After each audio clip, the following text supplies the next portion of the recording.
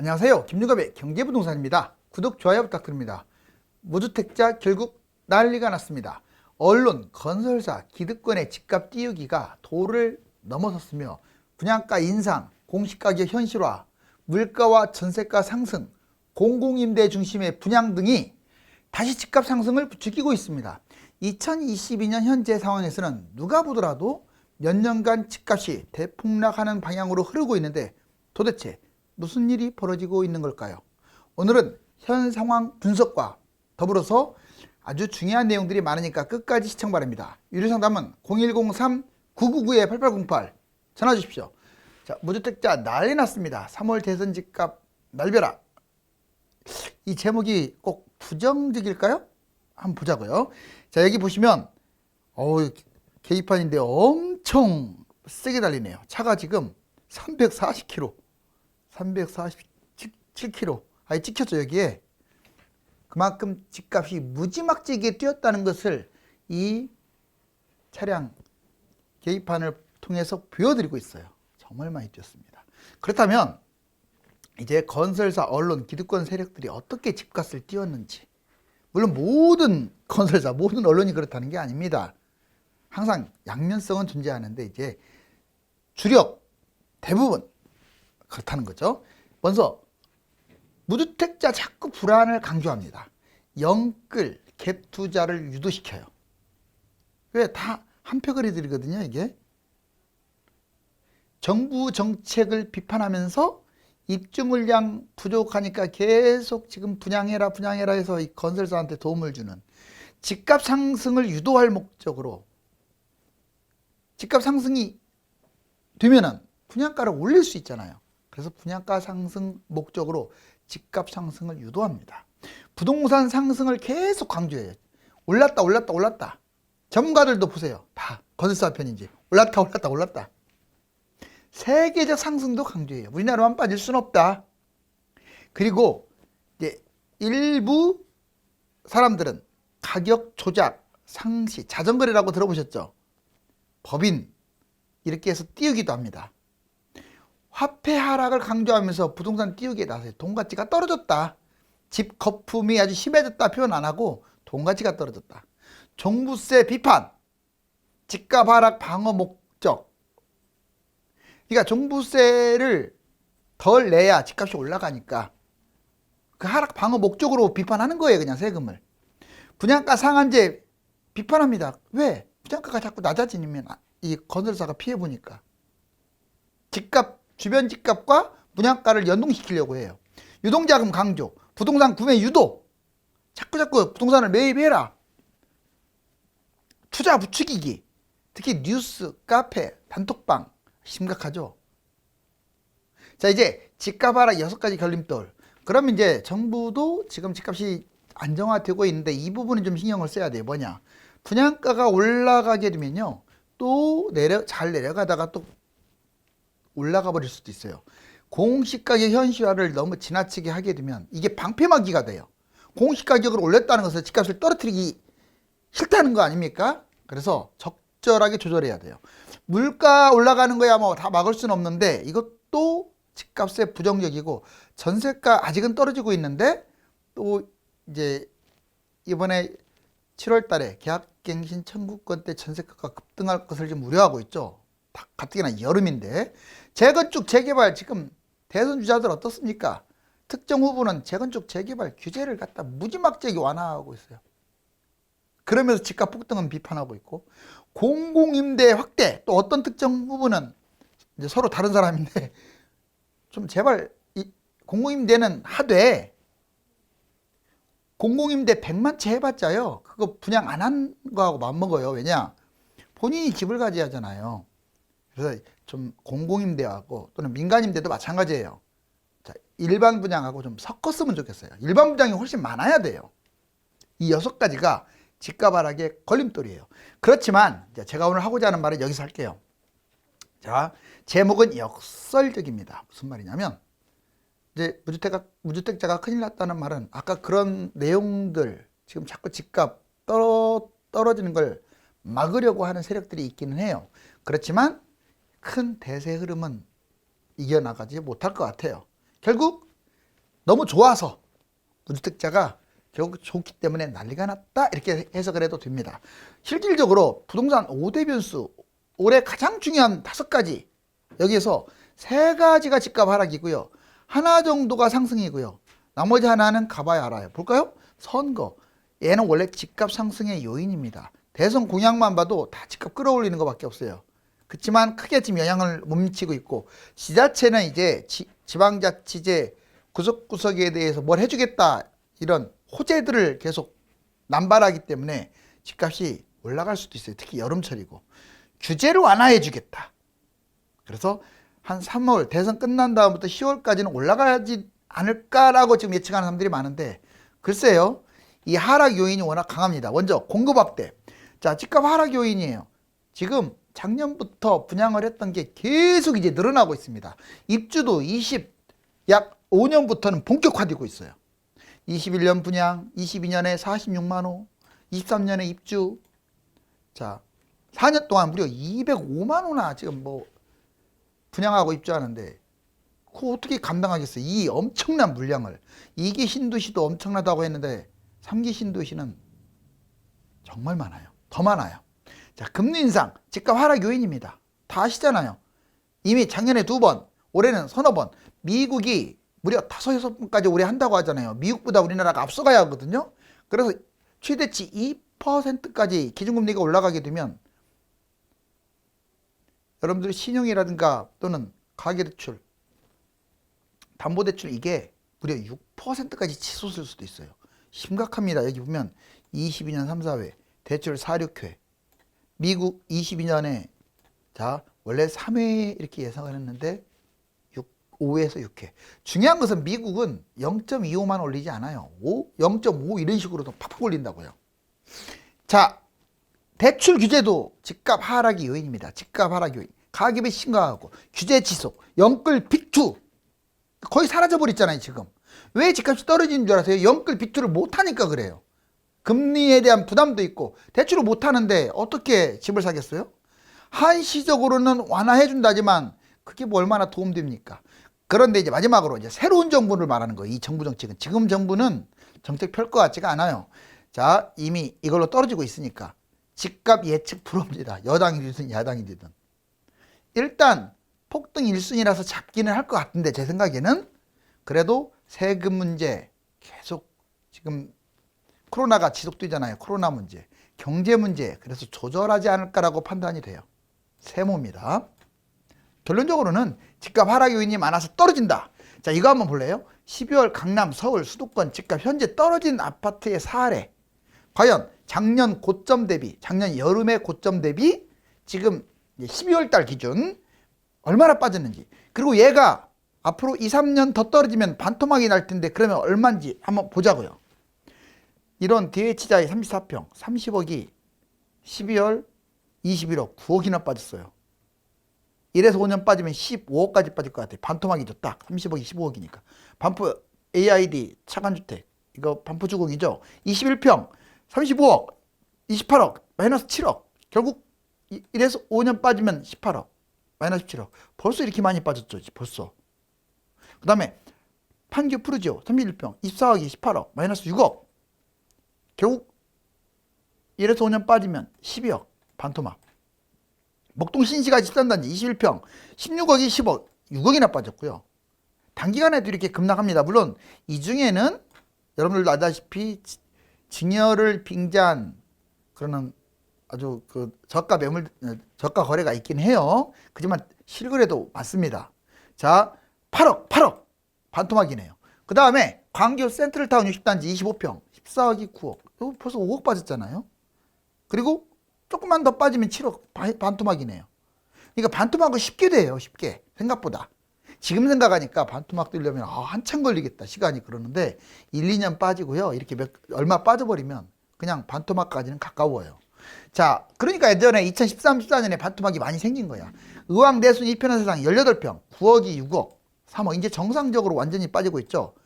얘 더 빠지면 5억 뭐 반토막 되면은 이거 조금만 더 빠져도 반토막이 되는 거예요. 그래서 4억이나 빠지는. 미상변 2차 푸르지오 30평짜리 17억짜리가 13억 4억 얘 13억이 9억 뛰는 거예요. 이거 1, 2년밖에 안 걸려요. 반토막 금방 되잖아요. 마이너스 8억으로. 동탄 시범 하나 꿈에 그린 얘 역세권인데 얘가 지금 동탄에서 3억대 이상 빠졌죠? 14억이 11억, 마이너스 3억. 결국 반토막까지는 4억밖에 안 남았는데 이거 1년만 빠져도 7억으로 빠져서 반토막 날 것 같은데요? 그래서 타이밍을 잘 기다려야 돼요. 여기 보시면 하락 기간에 따른 하락 금액, 청약, 가점, 원상 회복도 같이 알아보자고요. 자, 하락 기간이 4년이다. 1, 2, 3, 4년 이렇게 써 있죠. 하락 금액은 8억을 기준으로 한번 잡아봤어요. 얼마나 빠졌는지. 이 기간에 따라서 빠진다 이 말이에요. 청약 가점도 낮아지고 원상 회복 과연 과거에 몇 년도 시세로 떨어지는지 볼까요? 자, 먼저 1년 정도 하락하게 되면 8억짜리가 7억으로 떨어집니다. 2년 떨어지면 6억, 3년 떨어지면 5억, 단순하게 4년 떨어지면 4억, 반토막이네요. 자, 그 다음에 청약 가점. 가점이 항상 유동적이라는 걸 생각하세요. 맨날 나는 청약 넣으면 떨어져. 그래서 그냥 뭐 아무거나 잡는데 그러지 말라고요. 자, 만약 1년 정도 하락하면 서울이 60점 아래로 떨어질 거예요. 3기 신도시는 이미 50점대로 떨어질 거고. 그럼 2년 정도 떨어진다. 서울은 50. 3기 신도시 40. 여러분들 40 정도 되면 이거 경쟁률 센 거 아니에요. 40이면 미분양하고 맞먹는 거예요. 그러니까 안 넣는 거야. 좋은 사람들이. 사실상 분양권 전매도 가능하고요. 미분양 나왔다고 보시면 돼요. 그러니까 한 2년 정도 떨어지면 미분양 난다라고 이렇게 보시면 돼요. 뭐 50, 40 이거 미분양 금방 납니다. 이 정도 가점은요, 분양권 전매 가능해요. 6개월이나 1년. 자, 3년 정도 하락하면 그냥 서울 40 이거 미분양이에요, 사실상. 3기 신도시 아예 미분양이죠, 미달. 그 다음에 4년 떨어지면 다 미달이고.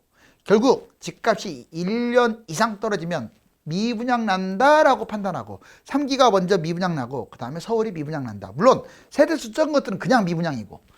자, 여기 보시면 원상회복 과거 시세. 그렇다면 이렇게 1년 빠지면 21년 수준으로 빠지고 2년 빠지면 2년 전 20년 수준으로 빠지고 3년 빠지면 19년 수준 4년 빠지면 2018년 수준으로 빠지게 됩니다.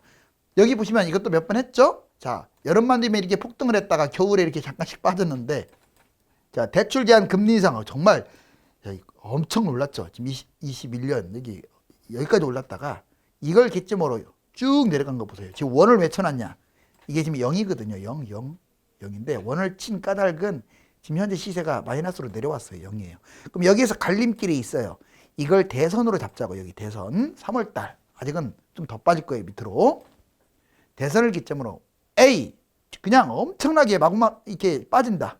일부처럼 뭐 10년간 빠진다. A예요. B 쭉 빠지다가 한 5년 빠졌죠. 25년이니까 뭐 한 빠지다가 4, 5년 빠지다가 반등한다.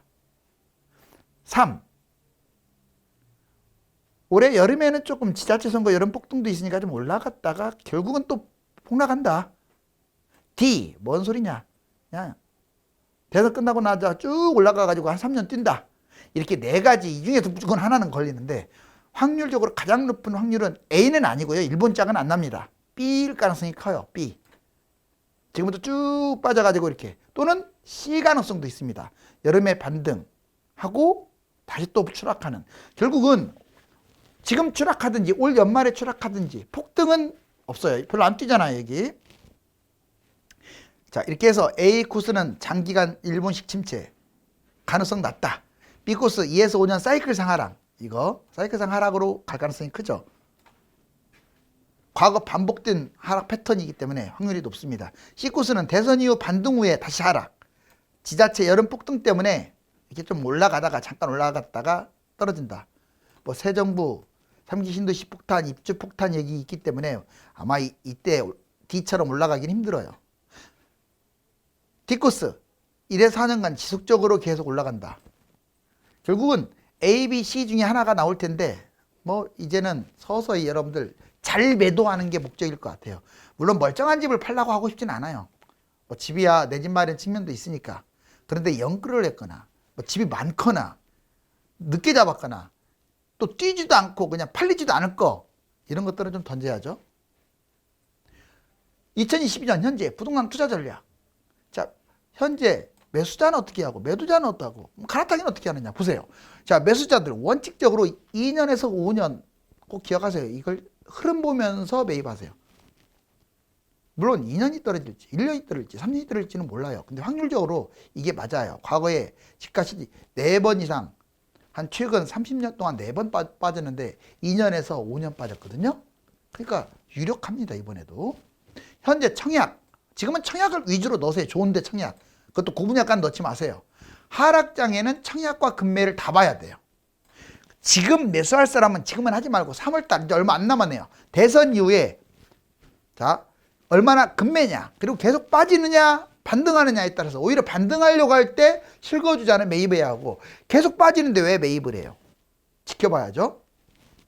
매도자는 정상적인 1주택 아파트라고 했습니다. 제가 분명히 1주택 아파트 그것도 입지가 좀 무난한 곳들은 떨어지면 어때요? 그냥 보유해도 괜찮아요. 무조건 보유하라는 게 아니라 이게 자꾸 집은 샀다 팔았다 하게 되면은 불안할 수도 있으니까. 두 번째, 수도권 외곽이나 지방 입지가 안 좋거나 또는 자기가 봐서 나오르거나 뭐 이런 경우는 그냥 매도를 판단하세요. 그다음에 비아파트, 아파트 아니거나 영끌, 다주택 이런 것들은 역시 매도 판단. 이제 갈아타기 볼까요? 갈아타기는 지금 하는 게 아니에요. 지금 꼭 하겠다면 나중에 하락장에 안 팔릴 것들은 지금 팔아야 돼요. 안 팔려버리면 아파트 다 놓칩니다. 반토막난 것들 다 놓친다고 했어요. 자, 나중에 하락장 오면 아파트 아닌 걸 갖고 가게 되면 또는 나홀로 아파트를 갖고 가게 되면 집 없는 이만 못할 수도 있어요. 지금 상투장 갈아타기는 폭락 위험이니까 너무 비싼 걸로 갈아타지 말고 줄여서 가거나 거래량이 좀 있는 걸로 갈아타자. 하락장에 많이 떨어진 곳으로 결국은 바닥장, 한 3, 4년 지나고 2, 3년 지나고 바닥장에. 여러분들 바닥장에 갈아탈 때는 이거 기억하세요. 분양, 분양권, 미분양, 금매 이 4가지가 있어요. 이 중에서 내가 원하는 거 그것도 대출이라든가 갭 투자도 활용해서 하세요. 빚 안 내는 게 좋은 게 아니야. 하락장에 내야 돼요. 1 플러스 1, 1 플러스 2, 1 플러스 3 이게 뭔 말이냐.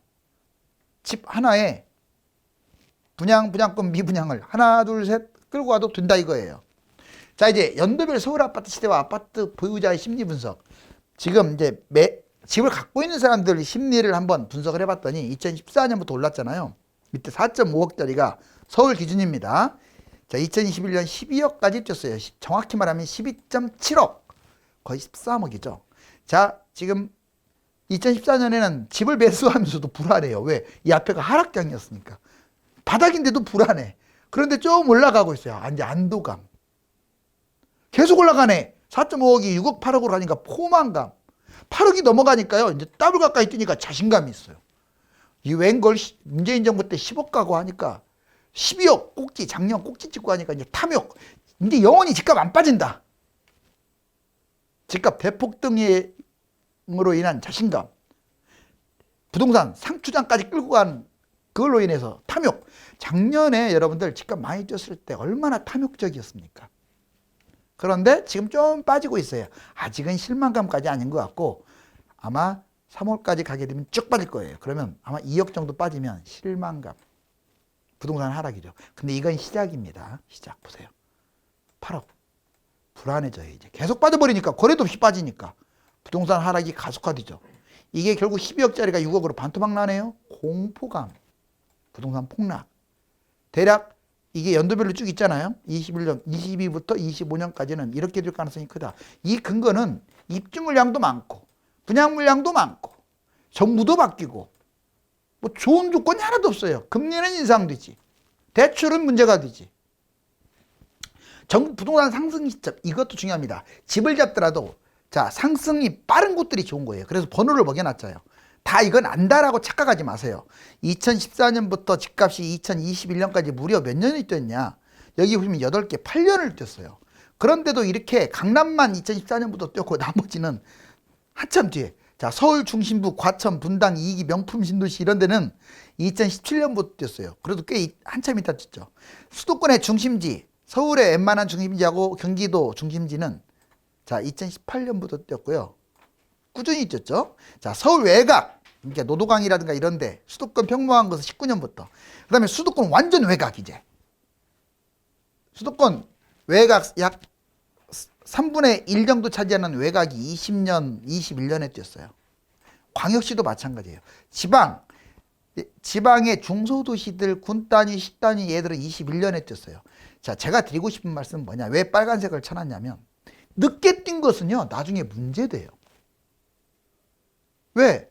얼마나 안 좋으면 이때 늦게 뛰었겠어요. 거꾸로도 생각을 해야 돼요. 자, 이때 안 뛰고 늦게 뛰었다는 것은 선호를 안 한다는 거예요, 사람들이. 이걸 연도로 풀어보면 다시 또 26년, 27년, 28년, 29년 했을 때 또 이제 하락했다 올라가면 강남이 가장 먼저 뛰었다가 대략 서울이 뭐 몇 년도에 뛸지는 정확하진 않지만 이걸로 대입하면 29년. 그리고 또 수도권 웬만한 곳들 2030년에 뛰고 아주 위치가 나쁜 곳들은 30년 넘어서 뛰겠죠. 이제 지금 집 사면 위험한 10가지 이유 딱 정리할게요. 오르면 최대 20% 올라가고 떨어지면 60% 떨어지니까 더 떨어지니까 잡지 마라. 두 번째, 양도세, 비과세 2년까지 오를 확률은 20% 이하입니다. 결국 비과세 혜택도 못 보고 세금만 내는데 왜 잡아요? 세 번째, 1년 이내에 팔면 70%, 2년 이내에 팔면 60%, 거주 안 하면 40%, 여기다가 취득세 복비 내면요, 남는 거 하나도 없어요. 괜히 1억 뛰어봤자 2, 3천 남는데 그거 보려고 잡습니까? 1억 떨어지면 난리 나라고? 자, 대세 하락일 경우 10년간 폭락할 수도 있어요. 회복도 못할 수도 있다고 여기 써놨죠? 자, 부동산에 돈이 묶여서 반값 이하로 좋은 집을 살 기회가 상실됩니다. 괜히 엉뚱하게 꼭지에 집을 잘못 잡게 되면 하락장에 반값 아파트를 놓친다고요. 잘못하여 하락장에 팔고 안 사면 재산 탕진, 하락장에 팔아버리고 또 사지도 않으면요, 하락해서 손실을 보지, 또 올라갔을 때 그 기대치도 손실을 보지, 무려 70%나 손해를 보는 효과. 투자 가치가 높고 납부 조건이 좋은, 자, 분양, 분양권, 미분양 모두 놓쳐요. 지금 잡게 되면 하락장에 이런 것들 놓칩니다. 하락장에 마음고생이 심각해져요. 여러분들 벼락거지, 그러니까 상승장에 집을 못 잡은 사람보다 괜히 꼭지에 집 잡아서 하락하게 되면 더 불안한 거고 더 힘들어요. 자산 폭락으로 10년간 일상생활이 어려워집니다. 영끌, 갭자, 다주택, 법인 등이 특히 이자 부담하고 경매 위험성에 노출되니까 상당히 이런 분들은 하우스푸어로서 조심해야 돼요. 자, 이제 마지막 탈출을 시도하고 있는 불다른 불호, 호랑이, 무주택자가 난리 났습니다. 결국은 기다렸던 대세 하락이 와서 기회를 잡을 수 있으므로 좋기 때문에 난리가 났다고 표현하는 것이 옳은 말입니다. 감사합니다.